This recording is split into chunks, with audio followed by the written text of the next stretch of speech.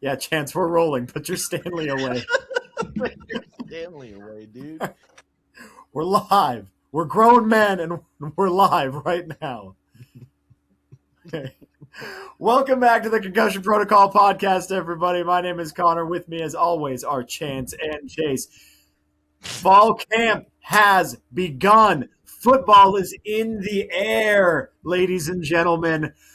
Oh, it's so good. I can feel it. It's like fingertip tingling, which might be a side effect of the smoke inhalation from all the forest fires we're experiencing in the Northwest up here. But I'm going to say it's adrenaline from kickoff being, I'm not even going to try to do public math, but it's 3-ish weeks away, maybe a little bit less.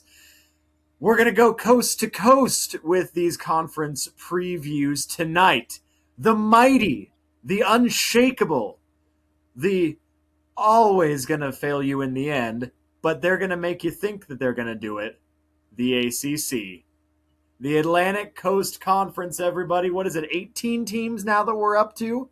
The Atlantic Coast Conference, which includes such famous East Coast schools, legendary programs such as Stanford University, which I believe was founded by the Pilgrims, being on the East Coast. It's one of the 13 colonies, Connor. Come on. It is. The 14th colony lies directly south of there, so I guess you could call this the Southern Atlantic Coast. May as well be an SEC team at this point. Cal, yeah, also making an appearance in the ACC. I know these jokes are old, but until it stops being this way, we're going to keep making the jokes because it's absolutely ridiculous and deserves to be mocked. But we're going to go through it. We're going to go through all of it. We're going to give you our picks for the dark horses, the who we actually think is going to really do it. We're going to talk about some updates with some of the big programs because there have been a lot of changes for better and worse in many of the heavy hitters in this conference. And we're gonna have some fun here at the end. We're gonna play a new game, and that Chance has been toiling endlessly right before recording in order to bring to you lovely people. Minutes, baby. 15 minutes of toil. Because that's what we do. That's what we do here. Nothing is too big except 16 minutes of work for our fans. It was a little bit, but yes. Chance, I'm actually pretty excited about this. You put a lot of thought and effort into this, and it's going to be a good time. So let's go ahead and let's just jump right in. The ACC had half of the national championship game with the Miami Hurricanes. They also had probably the lowest ranked conference champion in the history of power conferences in Duke. Then everybody promptly jumped ship. Yeah, Chance representing his favorite school of all time, Duke University. Hey, I'm not the one who bought the shirt, man. You're shaking your head at yourself. I just remembering good times and Yeah. the things I said last year during this episode. That's all. I know. I remember the Sun Bowl very, very well, which Duke should have lost. Let's be It's real. so sad that the ACC champion went to the Sun Belt or the Sun Bowl. Oh. But there were people do forget that there were some really, really good games. Some very competitive football, honestly, was played last year, and we all were making fun. And I'll raise my hand. Pretty much all of us on this show were mocking the ACC from start to finish.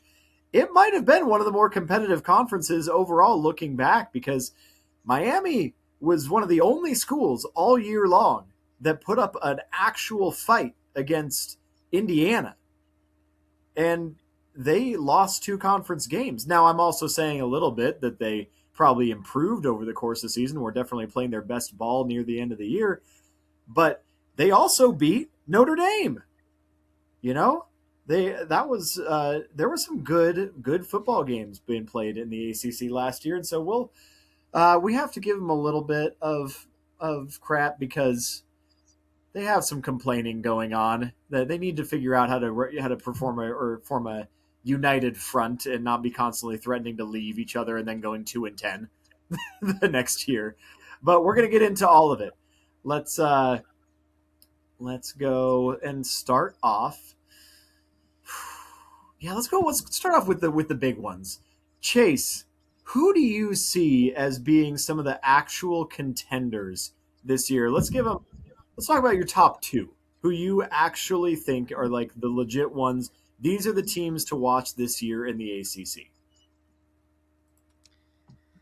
I mean, so like we found out last year, the ACC was much like the Big 12 the year prior. It was just very difficult to predict. Like, I mean, I would have picked I picked Miami. Probably did I pick I picked Miami to freaking make it, and they didn't because of a weird tiebreaker, and then they end up in the national championship game against Indiana. Right. This year they fixed a little bit of that tiebreaker stuff.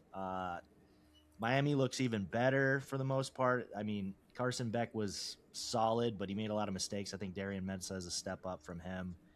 I am wondering how that offensive line is going to do, but I think the defense is going to be just as good. So, I mean, everyone's saying Miami, Miami, Miami, and I agree. Miami's going to get one of those spots.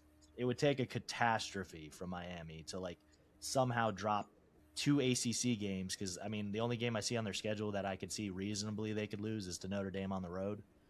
But I mean, they could drop a game here or there. They're Miami. They do that. So we'll see. But I would say Miami's the favorite, obviously. A lot of people are saying SMU because of Kevin Jennings and that team is a solid team. They've been competing. They were in the ACC championship 2 years ago, and they were in contention until like the last week last year. But I'm thinking a little bit more creatively here. I feel like there's going to be a little chaos here, just like last year. And I feel I'm either picking one of two teams to play in Miami, and I think it's going to come down to the last game of the year or a rivalry game between Virginia and Virginia Tech. Wow. I think that would be really interesting. But Virginia, I know they lost a decent amount of their team this year, but they are still a pretty solidly coached team. They still got a lot of good pieces on that team. And Virginia Tech, with James Franklin coming in with all those people he poached from that were originally going to go to Penn State for him, I think that those teams could possibly get the seed with 2 or 3 losses in this weird conference and just make it in somehow. I don't know. But that's what I would predict. I predict Miami and Virginia or Virginia Tech, depending on who wins that game at the end of the year. Chance, how about you? Yeah, I think for me, I've got a solid number one in Miami. And I mean, I could say all the things that Chase just said, but I agree almost 100% with what he just said. I think Darren Mensah, for me, I think that's an upgrade. Even though Carson Beck surprisingly is doing okay in his preseason games, that surprised me a little bit. But I think he absolutely benefited from a fantastic offensive line. I think Mark Fletcher Jr. had an amazing postseason run and is lined up to have a monster season. He's got all those weapons back, some Malachi Tony. He's got some other guys on there. Defensively, they look good. They have to retool the offensive line. They lost some guys, but they still have some, and they recruited some monsters as well. So I I don't see how Miami doesn't make it, except for pulling a Miami. I mean, there's a reason why Miami's never won the ACC. They just know how to blow it. So if that happens, they're gonna make a lot of people look very stupid, and they totally can just looking at history. But on paper, man, it's an easy pick in my opinion. Um, Number two's hard. Because I think there's a wide variety of people. I personally do have SMU, just because they've got the experience, they know how to get there. Kevin Jennings has done this for a long time, and he's a baller, right? Um, but if I have to pick somebody else, I'm gonna pick a surprise one, somebody who really let us down last year. I think Clemson can make it back. After having just a disaster of a year, they've still got some guys, and they did have some guys drafted in the NFL, but I can't see Dabo doing this 2 years in a row with just falling flat on his face. And I can't see the players taking a beating or having the season that they did. They have the talent. It's a matter if they want it, and I think Dabo's job is gonna start being on the line. Those players, they're they're going to take it more seriously after they got beat up last year. So it wouldn't surprise me if they did well. They could end up in the championship game. Not saying that they will, but I'm just saying look out for them because I can see it happening. Yeah. Yeah, I think solid analyses. I agree. It basically is Miami's conference to lose. The talent is there, the continuity is there, both the transfer class and the recruiting classes are there. I find very few places on this team where they haven't, on paper at least, improved. The pedigree overall is there. It's an attractive place to go and has been for decades now. Miami has, for at least the last 15 years, just been their own worst enemy. So, good analysis. You're right. You guys are right, though. You keep bringing this thing up, and it's a good transition into, let's talk about some dark horses for the ACC. I think y'all were touching on it in the previous segment. There's a lot of teams that could make moves. And this is always the thing with the ACC, is that how much talent do you need before one of you is able to actually be consistent? And we can point to Miami some of the time, and I'm talking outside of the Clemson years. Obviously, I'm talking outside of the Clemson years. But that's how it is for the most part. And they've had some rough breaks, with obviously the scandalous snubbing from the 2022 playoff or whichever year that was with Florida State. It was either 22 or 23. I think it was 23 actually, because I think Alabama got in over 23. Yeah. That was just insane. But outside of that, I mean, the conference as a whole has that tendency to be like, you guys got it going on. You guys got the recruits. You guys got the big names. Why do you not look the part, especially when it comes to the national stage? So this year I've picked 3 dark horses. We've actually touched on 2 of them already. I guess technically, 2 of them specifically. Connor. One we've alluded to. What's that? Wait, who are you picking for your championship game? Yeah. Oh, I was. I also pick Miami, and then if you had to force me to choose, why do you do this every time, dude? SMU. There's 2 teams. There's 2 teams. SMU. Okay. Yeah. So, safe bet. but I'm also including SMU as one of my dark horses, if for no other reason than, as Chance said, Kevin Jennings. Now, I'm naming these dark horses as they technically have the pieces, and if they do finally put it together, they could be monstrous. It's a big deal. Each of these 3 teams I'm about to name have factors that are, I get, not necessarily out of character, but they're little bits of information that could point to a trend that will either make them or break them. A quarterback like Kevin Jennings staying for one more year can either blow up in your face, or it can be the best thing that ever happened. Sometimes people stay in college too long. Kevin Jennings, we'll see. He could be the difference maker. He will be the difference maker on this squad. If he plays to his potential and the team is elevated around him, they could be just as good as anybody else in this conference, because he's that much of a playmaker, that much of a difference maker. Clemson is my other dark horse, because Dabo Swinney appears to be finally embracing the transfer portal.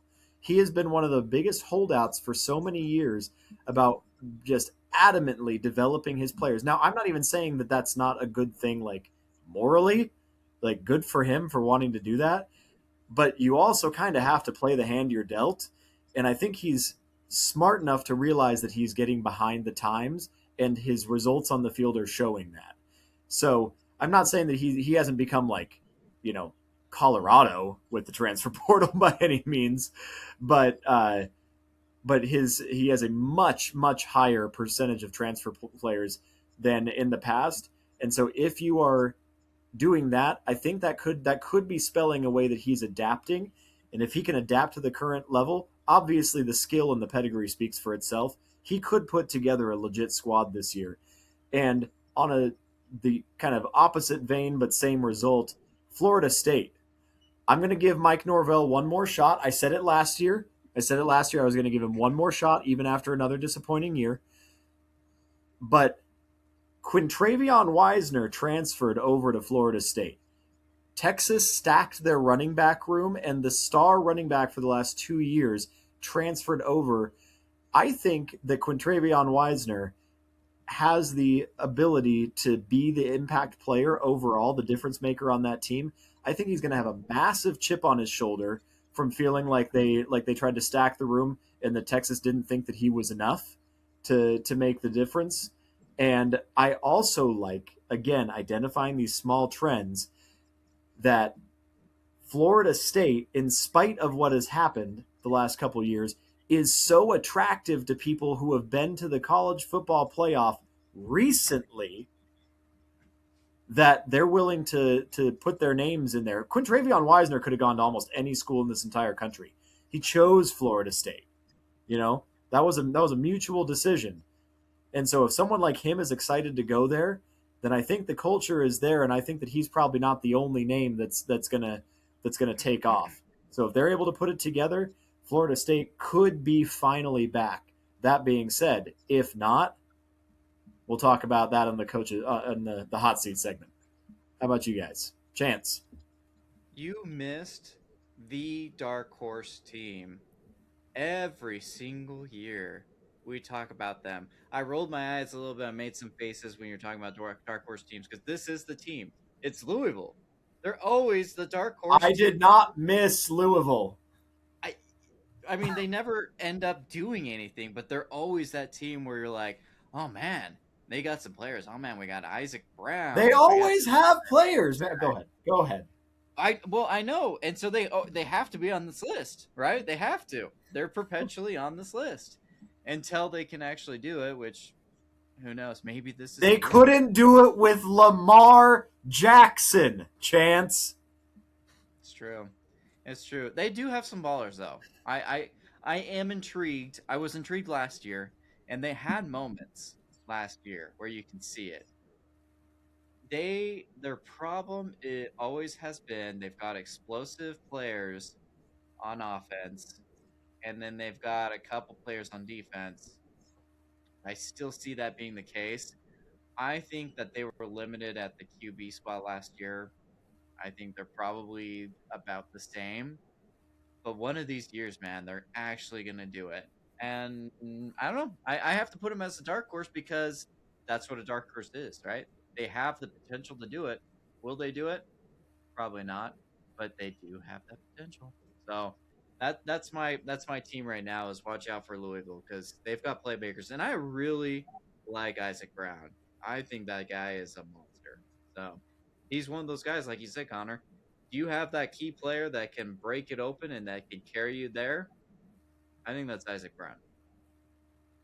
All right. Fair enough. Yeah, I mean, I like what both of you guys said because I picked both those teams in my list as well. But when it comes to SMU, though, when we're talking about SMU, the reason why a lot of people are picking SMU and they have the talent. I mean, Kevin Jennings is amazing. But my concern, though, is I also watched Kevin Jennings kind of struggle against not so great teams. He also got injured too, so I'm curious how his health is right now. But I watched him struggle against a Baylor team. Wasn't it Baylor? Yeah, Baylor early in the season. And I think didn't they have a shootout? Baylor and they had a shootout, but yeah, I watched. That was like week 3, I think. Yeah, it was like 56 to 50. If you watched, yeah, I mean, did you see that Baylor defense the entire year? Yeah. Auburn scored like 40 points on them, by the way. That's when they had Jackson Arnold, man. That was at Baylor. That was a home game for them. But another thing is SMU opens the year on the road against Florida State. And while Florida State is Florida State, we saw how that went for Alabama last year. That is not an environment you want to be in week 1. That's a scary place to play, even when they're not playing that great. Like that, they get pumped. So that's a scary place to be. They got some tough ones on the schedule in terms of like an ACC schedule. They got to play Louisville on the road. They got to play Virginia. They got to play Cal. They play Virginia Tech. They play Notre Dame on the road, which I know isn't part of the ACC record or anything, but that contributes to how they're going to look if they get smothered. So that's why I'm not really convinced SMU is going to get one of those bids. If they do win those games, though, then they could beat Miami at that point. If they can win all those games, then they can definitely put up a fight against Miami. As for Louisville, they have the opposite problem. They have a lot easier of a schedule. Most of their tough games are at home. I mean, they have a road game against Georgia Tech. That could be difficult, but most of their difficult games are at home, so they're in a good position. I mean, other than Ole Miss at the open the season, and that's an out of conference game, so that doesn't really contribute to their thing. They could pull a Duke, man. Those out of conference games don't matter. Exactly. So this is why I would expect you to pick this team, Chance. This is the Duke of this year, buddy.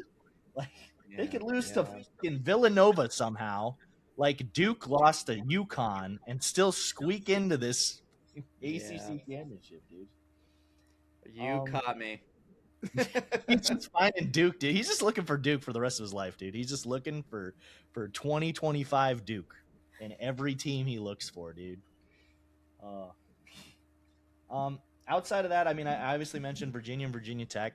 I could see them doing something, but one more team that I want to point out, the only problem I have with this team is their defense. I want to know that it improved because it was cheeks last year. But Cal. Fucking you might say that one. Sagaputuleli, dude. So good, dude. As a freshman. Let's see how he does as a sophomore. But, dude, dude can sling it. I have him on a list later on for this show. So, I do have – I like that pick, Chase, but I have concerns. Because they have, in my opinion, they had a great portal, too. They added some great offensive weapons and everything. Have you seen the stats of Sagaputuleli against bad teams and then against good teams? I have not. He did really well against bad teams, and he struggled a little bit against good teams. Well, he's a freshman, man. Yeah, he's on Cal. He's a freshman, right? Yeah. I think he could still do it, but I think he might be on more of an Arch Manning trajectory. So he's going to win the Heisman, guaranteed. No doubts. Exactly. 3 years in a row. People really have him as 2027 first overall pick. He has that much potential. I think he needs one more year. And so I do have Cal improving because they were just a mid team. I think they're going to jump up the standings. I just think it's a little too early for him. The spotlight's going to be a little too early, but I think maybe come next year. But I could be wrong. They are intriguing to me, Chase, for sure. Yeah, I mean, they have 2 games on here that scare me for them specifically. I mean, they do play Clemson early in the season, but that's at home. The 2 games that scare me for them are SMU on the road, and then about 3 weeks later, Virginia on the road. That's tough. Those are tough environments to play in. Those are 2 of probably the top contenders in the ACC. So that's tough. And I know he's not a freshman anymore, but to expect a sophomore quarterback to go into those environments, especially if those teams are doing well, if SMU is undefeated at that point or close to, that's going to be a tough environment to go into. To go all the way, well, I guess it's not that far for them, but these 2 Atlantic teams are actually a lot closer than I would think. I know. These are regional rivals, obviously. Yeah. But so yeah. Those teams are definitely interesting. Will be interesting to watch. There's a lot of good games on these schedules, to be honest. I'm actually looking forward to a lot of these games. Yeah, I'm intrigued, and if for no other reason than because Miami made such a deep run, I am willing to give the ACC overall a little bit more credit this year than I did last year. Which good for them. At the very least, it's super entertaining. That ACC championship game was crazy. The first entertaining game of the year might have been Virginia and North Carolina State. That game was awesome. It was all the way down to the wire, overtime, and then a pick to end the game. So yeah. And if that pick had been in an ACC game, then Virginia might not have made it to the ACC championship. Yeah, seriously. Speaking of the pieces that each team has, let's talk about a couple of players to watch in the ACC. I mentioned one already. I got my eye on Quintravion Wisner. That's a big pickup that will hopefully allow their team to be versatile this year. If you can establish the run. Now, obviously, they need to have their line in gear, and their quarterback needs to consistently play to the level that he's capable of. But if they can do that, then I think that this guy is absolutely NFL caliber, and he has been for a couple of years now, in my opinion. Uh, I mean, he's got what you want out of a prototypical running back. He's just a smasher. He's not Cam Scattaboo, but he thought he was. But nobody's Cam Scattaboo. But he can get it done. So if he can stay healthy, and if they use him correctly and they give him the tools, yeah, I think that he could really have. If you can get more broken out than he already is, I think he could elevate himself even higher. Connor, if this dude was still in Texas, would you be giving him this praise? No, I wouldn't praise anybody from Texas. Just wondering. Okay. Yeah. God forbid he plays for Houston. Clip that. Oh boy. Yeah. No. Wait until we talk about Connor. I'd be making voodoo dolls of him right now if he played for Houston. But anyway, number 2 for me, players to watch. And when I say players to watch, I'm not saying that I think they're going to be good. I'm saying that these are players that I will be interested to see the success that they can have. Because they have a very high ceiling, but have not been able to hit it. They've only shown flashes before, in my opinion. Bo Prabula, former Missouri quarterback transferring to UVA. UVA, already a team that's been very competitive in this conference.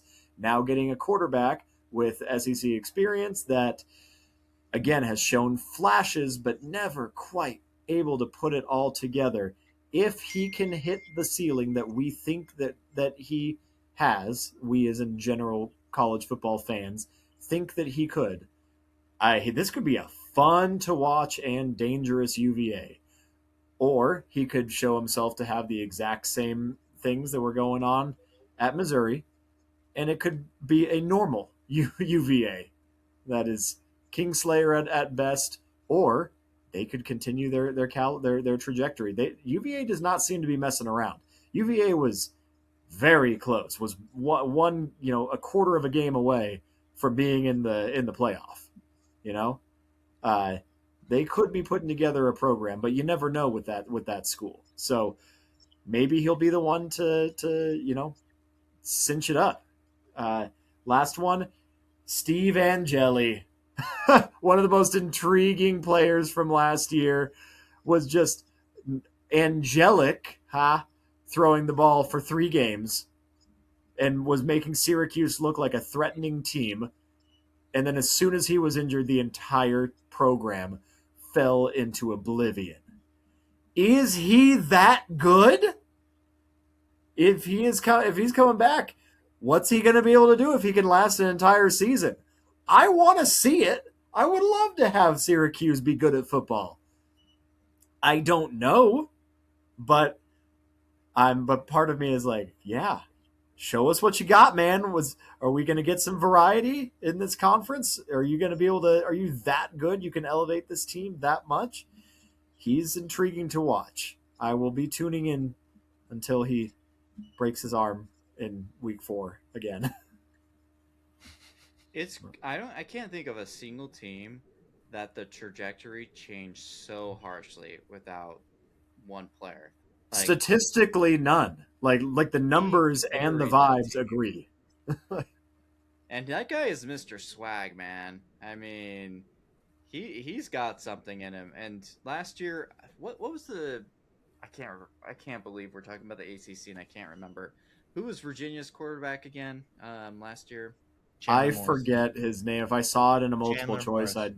What's that? Yes. He also had some swag, and he reminded me of Angeli. It's like sometimes these guys just like they have it, and they know how to go down and win games, and he's definitely one of those guys for sure. They are who Diego Pavia thought he was. Oh man, that guy thinks he has it in the club. He thinks he has it anywhere except for the Ravens training camp. I think what Connor meant to say was he has what he thought Tommy Castellanos has, because that was his preseason Heisman. Just saying, or Yeah. week one I Heisman. I was pretty high on him, and I was pretty wrong about him. Yes. Yeah. Sometimes We'll see. overreact to We'll see. things. But yeah, how about you, Chase?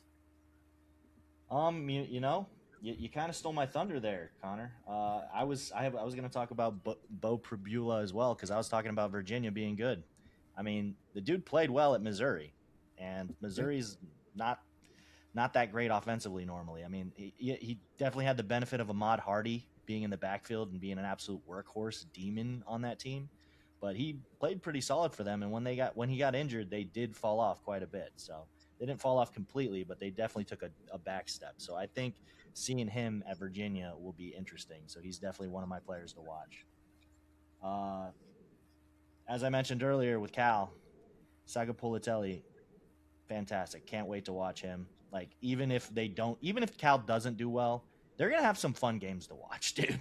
Like, he's gonna sling it. He might make some mistakes, might throw some picks. I don't care. It's gonna be fun to watch, dude. He's gonna be a fun guy to watch. That team should be pretty fun to watch for the most part, unless you're a fan and you expect them to do something like pretty spectacular. Then it might not be as fun. But temper your expectations, and I think it'll be a real fun watch. So Recognize that you are Cal football fans, and you'll be okay. Golden Bears, baby. All right, last one. A little bit. It's getting a little warm in here, guys. What? You skipping over me? I thought you skipping already over went. you. Did I skip over here? I'm sorry. I totally thought you already It's all went. right. You guys already took a lot of mine, but I do have 2 more to add, at least, Okay. because I was going to use Angeli. One guy, Bailey, CJ Bailey, NC State. Bailey. Yeah. Oh man, there were so many shootouts last year with that dude, and I was like, it's gonna happen again this year, where some high-ranked team is gonna go into NC State, or they're gonna go out there, and he's gonna shoot him out, and it's gonna be a close game for no reason at all. But he's talented. He's really good. I'm kind of disappointed Smothers left, because I think that could have been a really good 1-2 duo again. But he's got a lot of talent, so I mean, watch out for him. And then one other sneaky guy, Deuce Robinson, Florida State wide receiver. When you catch for over 1,000 yards with Tommy Castellanos as your QB, you're a pretty good player. So, I mean, look out for him, because again, 1,000 yards with Castellanos, that's saying something, man. He's definitely talented. So I could see him taking maybe another leap, 1,300 yards maybe, and take Florida State from top 8 team in the ACC. All right. Yeah. Awesome. Tommy Castellanos has taken more strays than he took last season, dude. That's crazy. No, poor guy. Yeah. But anyway, yeah. Good stuff from the players. Let's stop talking about the players. We're not talking about practice. We're not talking about players. We're talking about the coaches now. Anybody getting hot? Anybody getting hot in here? Does it feel a little warm to anybody? It's 100 degrees. Who do you think? What's that? It's 100 degrees here, Connor. It's 100 degrees here too. Well, it doesn't stay 100 degrees. That's the difference. It's 100 degrees at 2 a.m. in Phoenix. But there are a couple of coaches who are feeling particularly warm this time of year.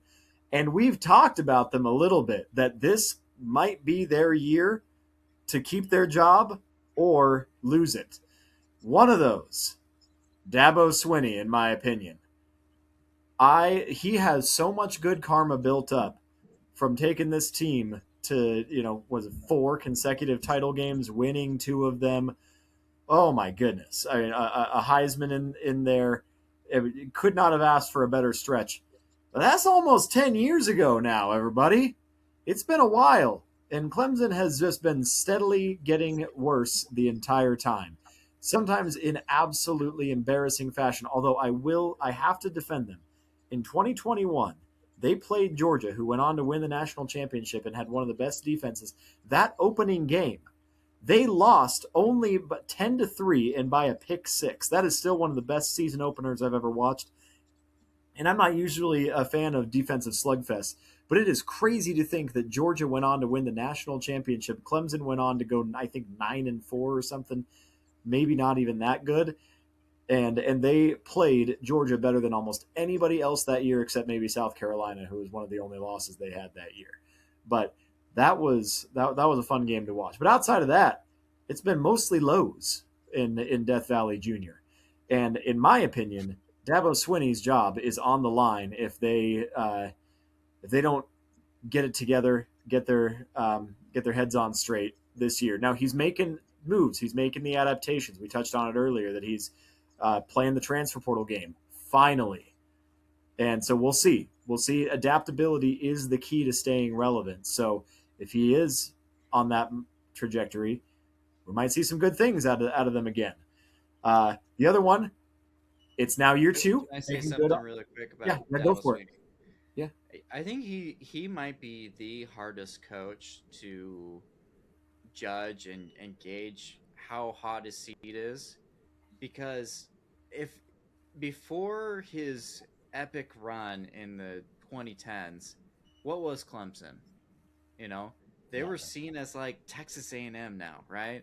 That team that, oh man, they're really, really good, but never great, and they can never get over the edge, and you're just waiting for them to take a step, and they never do. And then Swinney not only does it, but he dominates. Like those 10s, he was the only thing that stood in the way of Alabama winning every single year, right? And so it's so hard, because what is your ceiling as Clemson without Dabo Swinney? Is it higher? I don't know the answer to that.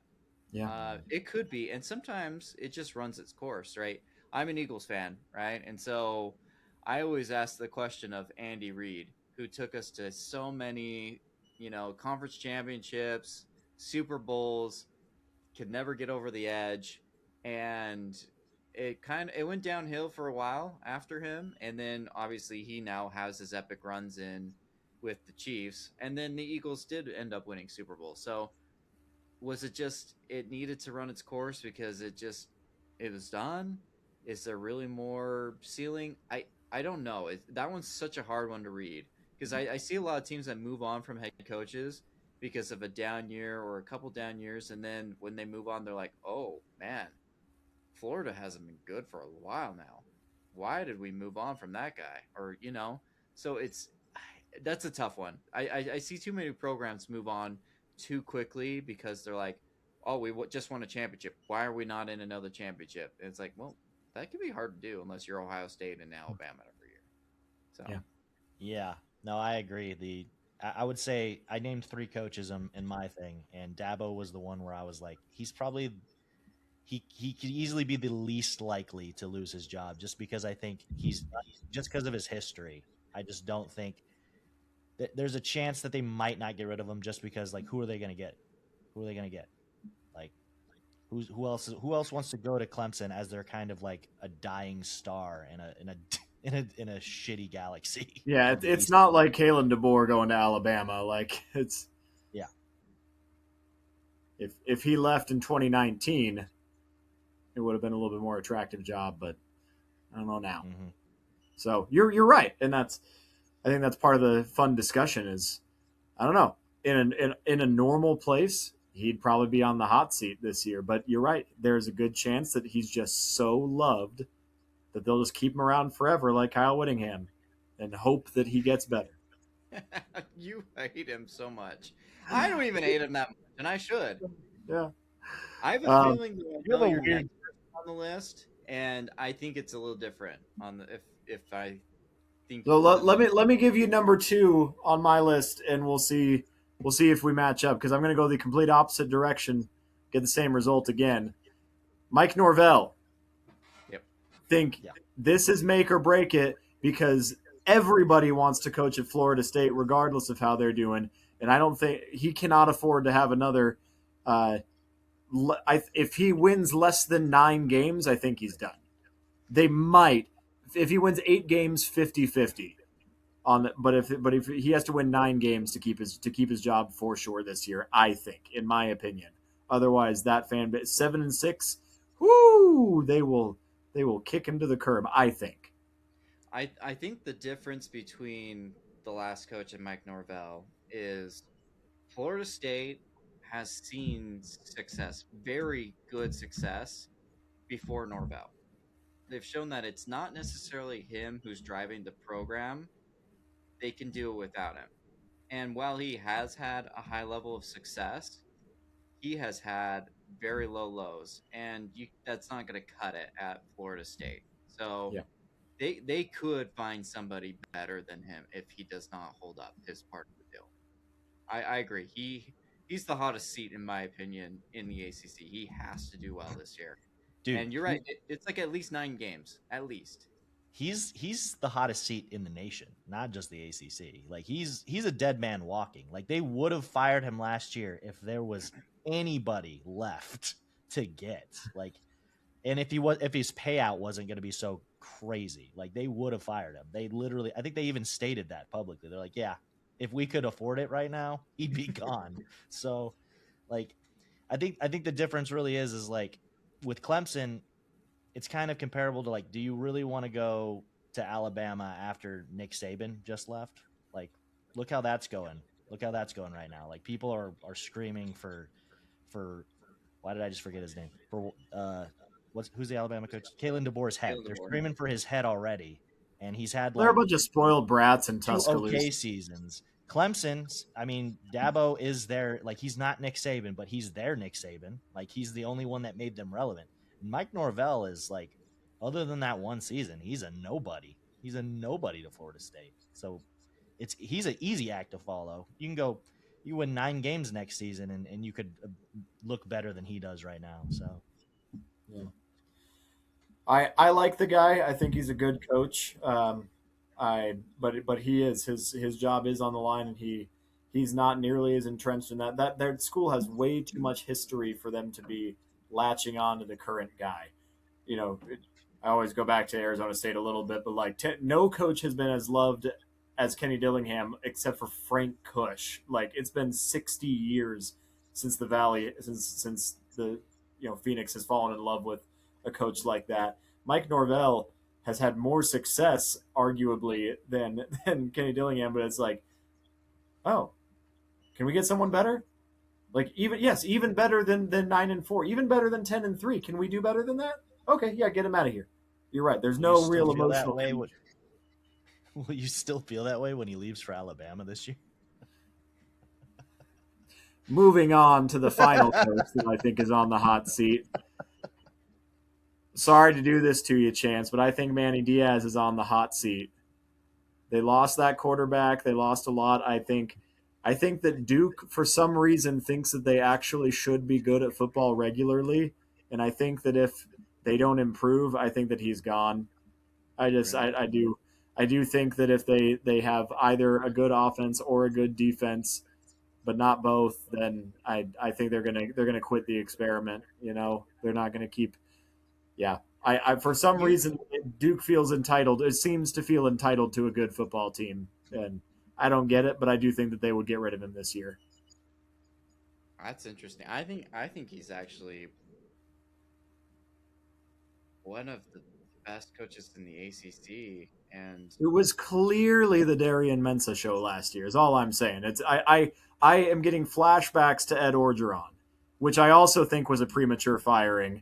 But I see similar attitudes to them having a down year after winning a Heisman and a national championship, and them saying, "Oh, it was clearly all Joe Burrow being good."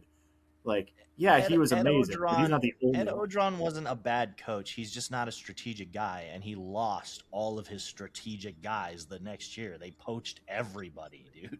Like, yeah, that's what I'm saying. I'm not saying that I don't think that it's the same like level. I'm saying I'm seeing similar trends is all.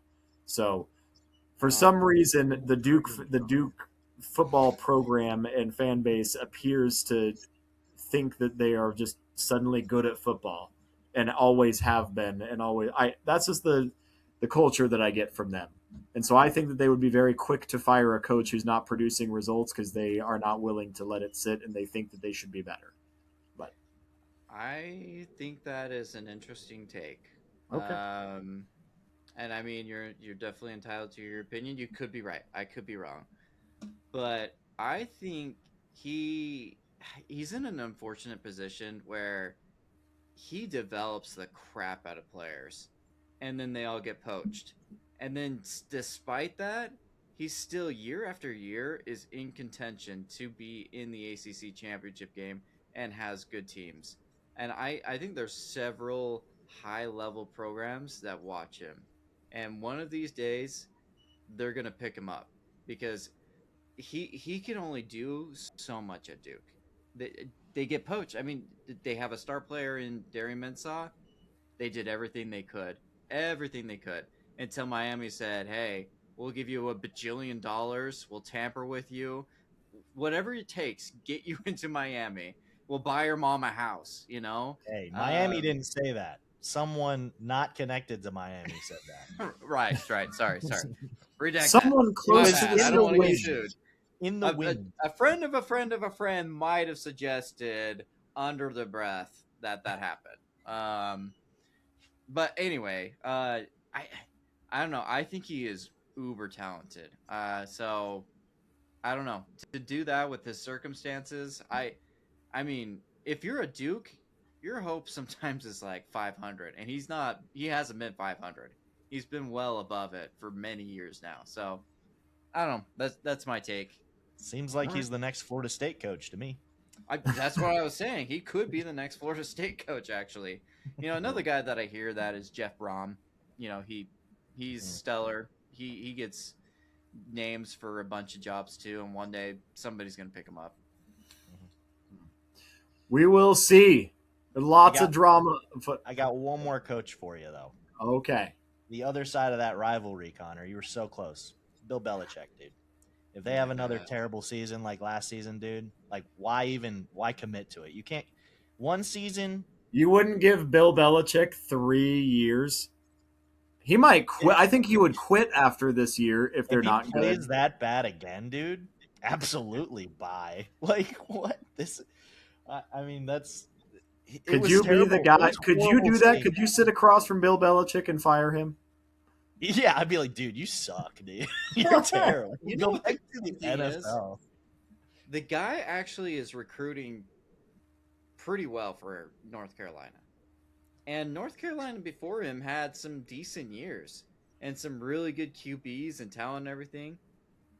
I mean, unquestionably right now, hopefully not in the future, but right now you'd say best coach all time in the NFL.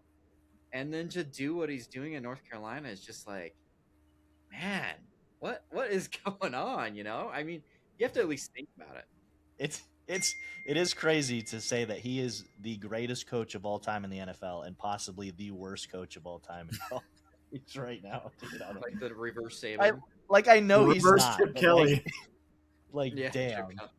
Like what portal did we stumble into? Where people are running Bill Belichick out of town because he can't develop a quarterback. What curse was caused by Texas Tech, Connor? I'm telling you. That made Bill Belichick bad at coaching. I will say they might prove us all wrong. Good old Uncle Bill might prove us all wrong because none of us picked, even mentioned UNC for a dark horse or any players to watch. They are a real dark horse to win 6 games this year. Yeah. We will see. Maybe they'll prove us all wrong, and maybe we'll all eat it, and he will have a turnaround. But I just don't see any indicators of that happening right now. Go Tar Heels, baby. Yeah, we will see. Okay, Chase, you came up with a couple of fun questions to ask. I think you had something you really wanted to talk to Chance about moving into how he sees the world through Chance's eyes, the eyes on the market. Oh shoot! Did I miss this in the script? Chance, this was your segment, dude. This is was my segment. I didn't know it was coming up right now. This is basically an adaptation of your stock up, stock down segment, buddy. Except Okay. I'm going to be interviewing you because you're clearly the expert on all things ACC, buddy. I mean, All right, let's do it. I am nobody. not, by the way, Nope. but Whoa. Chance. wait, I am. I let- am the king of the ACC. What am I talking Let about? me properly introduce the only person on the planet who picked Duke to make the ACC championship, let alone Even win Darian Mensah's own mom didn't pick Dude. them. This man is an ACC legend. That's true. All of this is true. So we honestly we just need to Google hear. me. We need to Google Michael me. Jordan, Dabo Swinney, Chance. Calm down. Somehow Chance is more iconic than Kurt Signetti right now, is what he's trying to say. Google me, bro. Google. I pick winners. Google me. I'm pretty sure if you Google me, nothing would pop up. I hope so. Maybe my college. I mean, maybe my high school days. You'll never know. I'm not even going to gratify you by Googling you just to put that rumor to bed. Chase, ask your questions before his head hits the walls on both sides at the same time. Oh boy, being too big. All right, Connor. All right, Chance. I'm gonna have 5 teams for you. I just want to know your opinion. I need to hear Chance talk more. He's the ACC legend here. We got to hear Chance talk more about these teams. let's do it. Chance, I got to ask you, stock up or stock down on Virginia? From last year, Yeah, from last year. How do you think they're going to do this year? Would you bet money on them improving, or would you bet money on them regressing? here's the awful thing. I have them flatlining. I don't see. I think that they're a good team, but do I think that they're championship caliber? I think they're gonna have about the season they did last year. Is that an okay answer? I know it's stock up, stock down, but I mean it's stock flat for me. Don't buy, don't sell, just hold. Plateau Diamond out, fist. dude. Plateau out. If they've got some dividend options on there, maybe hold out. You gave a Brian Kelly answer right there, dude. I know that was terrible. Dude. Sorry, but that's how I see him, man. All right, fair enough. All right, In Chance's defense, they won 10 games last year and made the conference championship. Whoa, Connor. Sorry, it's not my segment. legend? Are you the ACC legend here, Connor? The oracle of the ACC. Zip it. I mean, if okay, This I is guess Chance's stock down, show. but We're just living in it. I guess if you put it that way, stock down. I think they're about the same caliber of team. They're not going to be the same wins as last year. Okay. So in that segment, stock down. Watch them win the ACC now. They could. All right. You know what? I'm bound to be totally wrong this year about the ACC. We shall see. Karma. All right. We just mentioned them. North Carolina, dude. Stock up, stock down from last year. Oh, You're picking the this is hard, extreme. man. It's like, Chance, okay, you're the I will legend. tell you. I will tell you where I have them in the ACC standings. 15. 15. so, 15 Yeah, out stock of 8. flat. 15 out of So- 17. Yeah, 15 out of 17. So, Oh, God. I mean, that's not necessarily better or worse. That's just about where they were last year, man. I mean, they're just. I think it's stock down because they're gonna have to fire Bill Belichick. There you go. I like it. All right. Stock up. Stock up for his down. girlfriend. He'll get more time. She'll get more time with him. There you go. Stock up or stock down? Clemson. Stock up, Stock up. definitely. Yeah. They can't. There's no way they're gonna repeat last year. And I mean, they had some terrible luck, like that Duke game. That there was some sort of divine intervention to put Duke in the championship game and win that game because they had no business winning that game, and yet they won. That was your black magic, dude. I don't know how you did it, dude. I certainly did that one, man. That was all on me. And Like- they had a slew of games that were pretty close. Like You could tell that somehow there was talent there, but they just couldn't do it. This year they're gonna do it. within that week too, like I'm pretty sure SMU lost and like Cal lost, Louisville lost. Like it was all 3 of the other teams in front of Duke. Just like, nah, I don't really want to play in that game. You can have Right. it. Like, all right. Stock up or stock down? Florida State. Stock up. Stock Uh, up.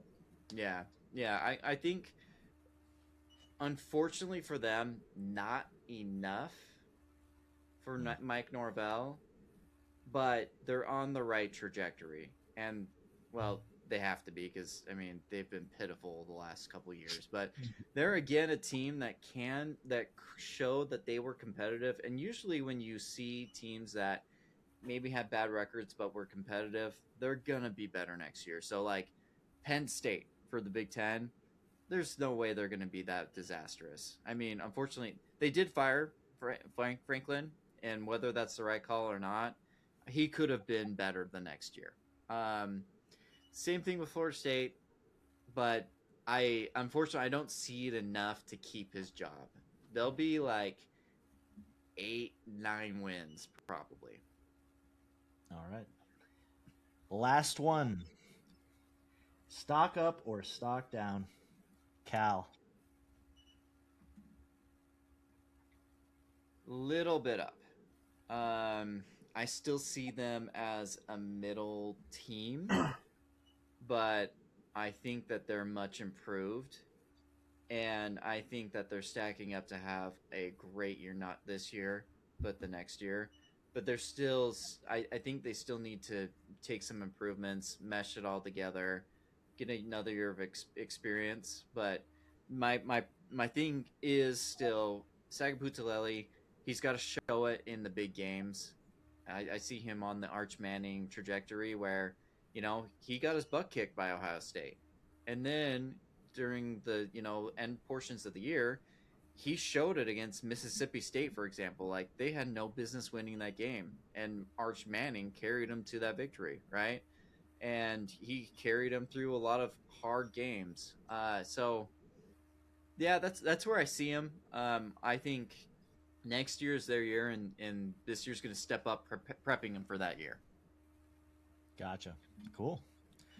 Well, you heard it here first from the ACC legend himself, Chancellor Warner. Google me. Google me, dude.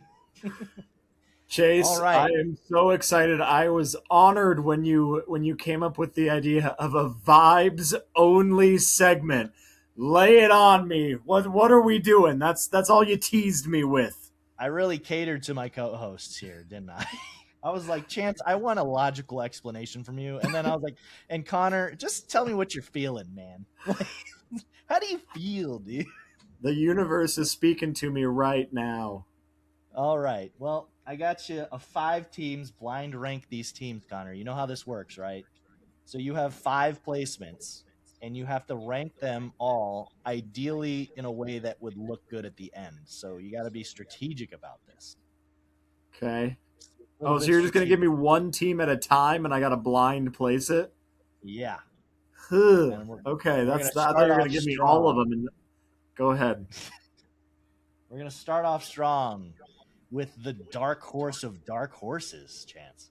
Louisville. That's dirty. I hate you. I hate you so much for this. I have he was no so choice. Happy. He was so I have happy. no choice but to put them at 3. He was so happy 5 seconds ago. That's obvious. You can't put them anywhere but 3. They're the Colossus of the ACC. If you beat them, you're strong. If you lose to them, you're weak. That's it. They're the Iowa of the ACC. The Iowa of the wow, strong, dude. All right. All right. SMU. Oh, that's really hard. I got to go with 2. In my opinion, I'm placing high hopes on this team. I'm playing a little bit of a numbers game, like just figuring Connor, who else you would include on this list. Yeah, I gotta definitely put them your championship. Yeah. Well, I'm saying, like, if you're saying by the end of the season, I think it is more likely that SMU is ranked higher than Louisville. Connor, you messed up, man. You're toast. Just saying that right now. We'll see. You got your segment. Let me have mine. I'm letting you have it. Yeah, we'll revisit this. Chance, zip. This is about vibes, not logic. All right. Hey, Louisville beat a CFP team last year. I'll give them that. Granted, it was when that CFP team was still running 2 quarterbacks, and they almost lost. Like, that was a very close game for most of the game. But you're right. You're right. Louisville's just so good. All right. Third team up. Virginia Tech. 4. Ooh. You think I trust James Franklin any farther than I can throw him? And in year 1, no less? Well, he doesn't have to play Ohio State anymore, Connor. Okay, I guess number 1, like number 0.5. He's not even a real number. He's not even a whole number anymore. He's that highly ranked. No. Wow. All right. Georgia Tech, your favorite team from the ACC. Come on. That's what you're giving me as the 4th one? Your favorite team. You still have Florida State, Clemson. Oh my gosh. Now I have to put Georgia Tech at either 1 or 5 when we still have the possibility of Florida State, Clemson, and Miami out there. There's a lot of other teams Or on that. Stanford. No, I want to say that I think that Georgia Tech will maintain anything from last year, but I don't. I don't like to put them at 5 because I think that that's mean, but I wouldn't be surprised if they ended the season, if they had a terrible year this year. Terrible. They ended the season bad last year, although the Pop-Tart Bowl was America's Bowl, but they still definitely clearly lost it, and they've lost most of their firepower on offense and defense. The stars are not aligning for Georgia Tech, so do I think is it a little bit weird for me to say 5 out of these 5? But I honestly wouldn't be that surprised. That's the gamble you're going to take. Sure, go ahead. Can I say this before? If you give me UNC, I'm going to be so mad. Before you say this, Chase, the list isn't bad yet. It's not horrendous. But this last team, Connor, you blew with the SMU pick. Go ahead, Chase. Dude, imagine if I said North Carolina right now, Connor. Like, imagine how bad. Imagine if I said Boston College right now. Go ahead, say it. I'm so angry right now. Connor, I just want to point out that there is literally, you have SMU in your ACC championship. So there's only one team you think is better than them. What? No, there's several. I told you several options. I could see Florida State, Clemson, and Miami all being on that level, or even UVA. I'm still saying is that there's like basically one spot in who you picked. 4 out of 17. No, 4 out of the remaining. And like the remaining teams. 14 teams are worse.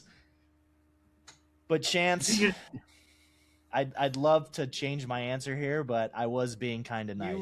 You were too nice, Mood. He my said you last to dunk on. My last team is Miami. Oh. Let's go. Playing the numbers paid off, Connor. Woo! He could have thrown off Stanford, man. He should have put Boston College in there too.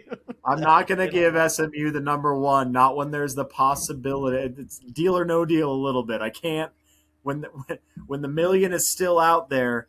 I can't say. Yeah. Well, you hit the jackpot. Good job. Boom. Okay. I'm comfortable with that as things stand right now in this conference.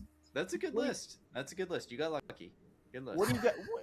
What do the fans think? Do you guys think he did a good list? Do you think he got lucky? Did you think he was gonna fail and get Boston? Who of you? I want to know. I so badly want to know who at home actually thinks James Franklin is going to turn Virginia Tech around in one season. It's the ACC, Please. Baby. It's the ACC. I mean, anything can happen in this conference, the Wild Wild East, but I'll believe it when I see it. I mean, Kenny Dillingham turned ASU around from 3-9 to 9-3. No, yeah, that not in his first year. It wasn't his first year, but he was still 3-9 his first year. I know. James Franklin is in his first year. He's in his 3-9 year. Connor, the last ACC champion was fucking 8-5. He doesn't have to win that many games. I guess you're right. As long all he's got 3 games to figure it out. He's got 3 non-conference games to figure it out. Good for you, with all the recruiting hype that has been around him. Anyways, moving on. Let's wrap this up tonight with a speed run of Heisman favorites. We're going big. We're going full picture now. I don't think that we can collectively come up with 5 Heisman candidates out of the ACC. That would actually be a fair list. All 3 of them would be on Miami. I know. I actually do have 2 people from Miami on mine. But I'll go ahead. I'll speed run mine. My overall Heisman, and I will say, I do think that this list is in order of how I would pick it right now. 1, Trinidad Chambliss. As much as I hate to give ACC credit, I think that dude hit high highs, very few lows, and I still don't think we've seen the best football that Trinidad Chambliss can play. I am a big fan of him right now. Maybe I'll regret it like Tommy Castellanos, but I think that he has an even higher ceiling than we saw from him last year when he played lights out. I don't think that we've seen the best out of him yet, and that is a very exciting thought to me. Number 2, gotta give it to Darian Mensah. That guy is another one that I think that if he has Mario Cristobal coaching him and he has some real serious weapons around him, and has a world-class offensive line, I think that he can be even better. Yeah, you think I'm going to say that Manny Diaz is a better coach than Mario Cristobal? I just don't know where all the hate's coming from, but okay. I'm not hating on him. I just think that saying he's not as good of a coach as Mario Cristobal from his current resume. He should be fired if he has a bad year. If he proves that he's not the reason that program was on the trajectory. So I made the comparison. Stop setting him on tangents, Chance. This is anyways, his list. You're way over time on this anyway. 3rd, from the I'm debating whether I need to switch these 2. But yeah, just out of spite, I'm going to keep it in the same order I had it. Number 3, Malachi Toney. That dude, yes, off the same team, ridiculous last year. With an arguably even better quarterback, and we all ate our words about Carson Beck last year. With an even better quarterback, I think that he can be even better. And even better than he was last year could put him in the Heisman conversation. Absolutely. Number 4, and I have to do this. I had to put it in this order just because I'm not going to give him any more credit than I absolutely have to. Jaden Mayava has a very, very high ceiling. Yes, you heard it here first. What? You're going to be shocked by my number 5. I think that Jaden Mayava is an elite level quarterback, and if he can put a consistent performance together, then I also think that similar to Chambliss, I don't think his ceiling is as high currently as Chambliss, but I think similarly we saw amazing things from him last year, and his negative definitely was diluted heavily by the positive. Much more upside. I know. Hell is freezing over right now. Dude. And I think that he is a dangerous, dangerous man and could take another step, and that step could be legitimately Heisman conversation, certainly. And number 5, this one, I'm only putting him here because I know that the media bias is giving it to him already. I was furious to see how highly he was rated. He is tied in Vegas odds right now. He is tied with Arch Manning for the exact same odds to win the Heisman. Do you know who I'm talking about? Freaking CJ Carr from Notre Dame is currently at to the ones place the same odds to win the Heisman as Arch Manning. And I don't think either of them should be on that list, personally. But I'm going to say, just because of bias, because I want to stick it to him, and meaning Notre Dame fans, I don't think he's good enough to win the Heisman. I don't think y'all are good enough to get into the playoffs, and I don't think that y'all deserve to have the rules changed for you. Go ahead. Tell me what you think. So my real number 5 pick that I don't think is going to happen because Notre Dame is going to get so much crazy bias, undeserved, is I also agree that the guy from Cal, Jaron, I was going to call him Jaron, Saga Polutele. Dude's got a high ceiling. Why he's ranked lower is because he had more lows than the other quarterbacks did. The proportion, but he can be up there. I think he can be up there if he's able to correct some of those freshman things. And I'd like to see him in the conversation, but I think he's going to get shut out by other people. So those are my Heisman watches.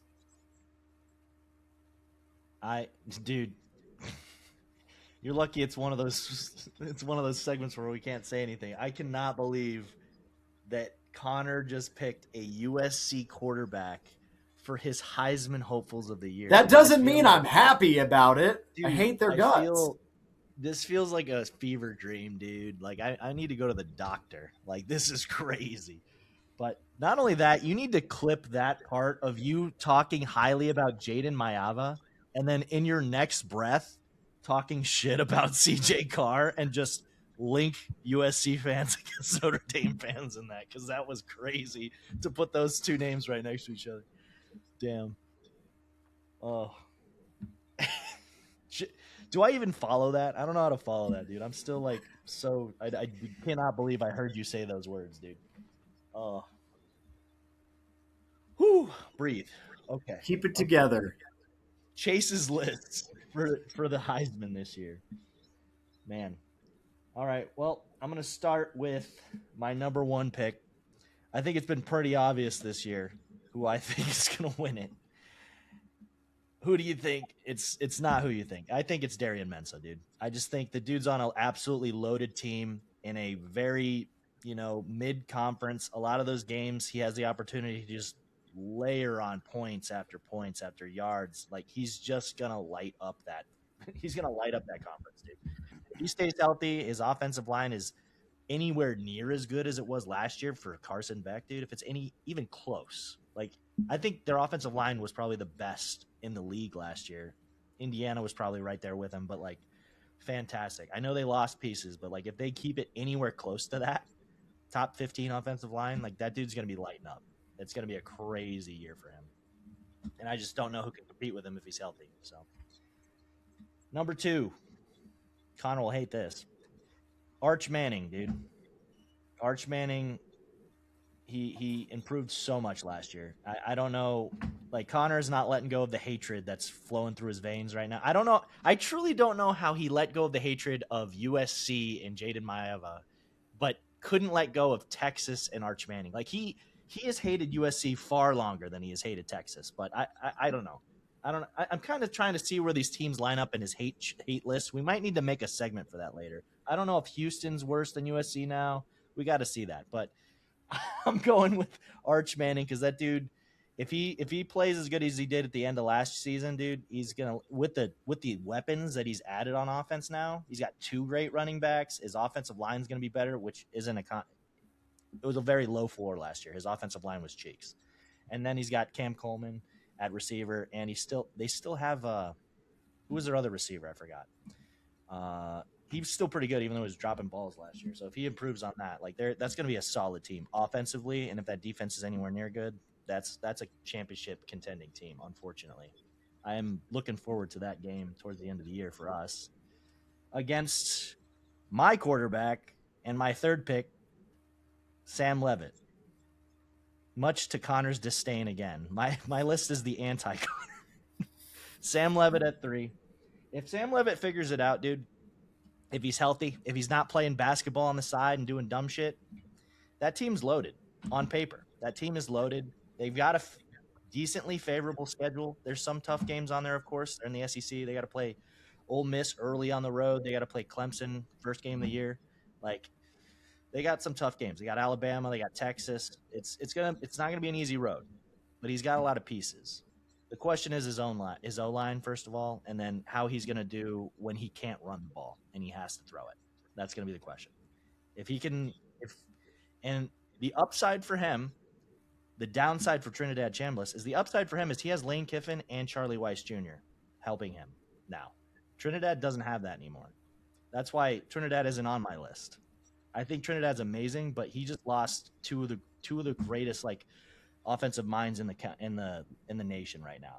And so I'm curious to see how he does, but I don't have him on my list. 4.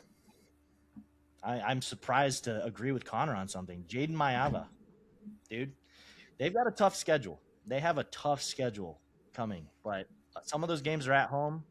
Oregon, early, I think it's like week 5 at home.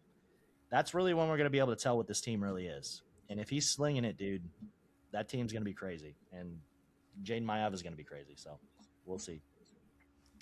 And number 5. It's not because I think he's an amazing player, but he's got the best coach. And that's Josh Hoover, dude. He's on Indiana now. And he was pretty decent last year. We talked about his spatial awareness, his pocket presence, not great. But if anyone's going to make him better, it's Kurt Cignetti. It's that Indiana team is going to make him better. And, you know, I don't see him winning a championship, but he could be in the conversation at the end of the year with a team like Indiana and Kirk Cignetti at the helm. So that's my list. All QBs, huh? Yeah, dude, it's a QB award, dude. I do not see a wide receiver winning this year. If any year that it should have been a non-QB, it should have been last year because that's when all the QBs underperformed. I don't see that happening this year, like back to back. Well, I mean, if Ashton Genty can't win it, then yeah, you know. Although he did lose to a non-QB. Yeah. Yeah, no, I like that list. I have some similarities to it. I have to do an honorable mention because I did put a running back on my list, and I kicked out a QB that probably should be in the list instead of the running back. So I'll do an honorable mention. I'm going to run it 5-1 though, the opposite direction for you guys. So honorable mention, I've got Chambliss. I left him off my list for the running back, but I mean, do I think he should be playing? Probably not, but he is, and he was electric. I mean, we all watched him in the playoffs. He got really far, and I mean, he was lighting it up, and he came this close to making it all the way. So I expect him to have another really good year. They have some weapons. They did lose, coaching staff and everything, but he's still that talented that he can be that dude. Number 5, I've got Malachi Toney. Just because that offense is so lethal, he's got an improved QB that he should have space. He should be able to do whatever he wants on the field, and I expect him to. He is that kind of playmaker. Do I think he's going to win it? No, because it's a QB award, but, he's going to have a dang good year. I expect Miami to go really far, and a lot of it's going to be because of him. Number 4, I've got Dante Moore. I think personally he probably is going to be the number 1 overall pick this year. He's uber talented. If Dylan Raiola has to sit on the bench behind him, he's talented. I think Oregon is going to have a good enough year to put him in the conversation. Do I think he's going to be the Heisman? No, but, I think it's a crime if not one of us have him on his list because he's that talented. Number 3, this one's going to be the most controversial, guys. I have Isaac Brown, the dark horse of dark horses on the dark horse team. If he has the year that I think he can have, I think he can actually make it on the list. He's probably not going to just because he's a running back and whatnot. But that guy is explosive. And I think in the ACC, he can run up some numbers. So, and if you look at his schedule, no reason why that dude can't run up and down the field on every team that he plays against. So, I got him at number 3. Number 2, I do have Mr. Manning. I think he deservedly should be number 2 or number 1 on the list. I mean, he's so talented, and he's gonna be that dude this year. I expect Texas to be top 5 team, and he's a good reason why. He has so much talent, man. So much talent. He can hand off the ball all game long, and they would probably dominate. And then he can just throw it to Camp. I mean, he has so many weapons on wide receivers and improved O line. If he doesn't make it, then Connor, he deserves to be trashed. If he doesn't make it on the list, then he's not him. And number one, I've been on this guy since his days at Tulane. I just love the dude. I don't know. Mensah is incredible. You put him on that Miami offense, dude, and he is going to rip it up. I mean, there's a reason why I put Malachi Tony on here, because this guy's going to be throwing the ball to him. Darian Mensah is just that dude. So I got him number one. All right. Well, ladies and gentlemen, you heard it here first that there will be 2 Heisman winners from the University of Louisville. I can barely say it with a straight face. Lamar Jackson and Isaac Brown are going to have names right next to each other as the 2 greatest college football players to come out of their schools. Yes, the same tier of player is Lamar Jackson and Isaac Brown. That being said, Chase, we have eaten our words against Chance before, and I'm so scared of whatever comes out of his mouth. All right, everybody. We will play. I think we'll play our game the next time, as we're a little bit overtime on this episode, but it is going to be fun. This was a great preview. I appreciate everybody doing all the research, guys. I love doing the show with y'all. Y'all are so passionate, and each of us comes at it from a different perspective, and that's what it's about. Please, you all at home, take the same approach. Tell us what we got wrong, what we got right, what I specifically got right, and what everybody else got wrong.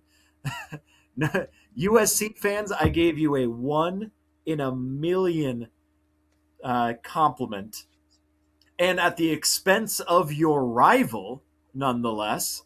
So send a little bit of love that I'm just going to say, yeah, you can go and shove it, but I appreciate that you send me the love anyway, and then go and lose every single game this year. That's what you can do for me. That's what you can do. Okay. Have a good night, everybody. I guess go Hurricanes. So, because that's what we all kind of agreed upon. But we will be back with you guys for the rest of the power conferences, and we'll give the group of 5 some love. But signing off for Chase and Chance, I am Connor. This has been the Concussion Protocol Podcast. We'll see you next time.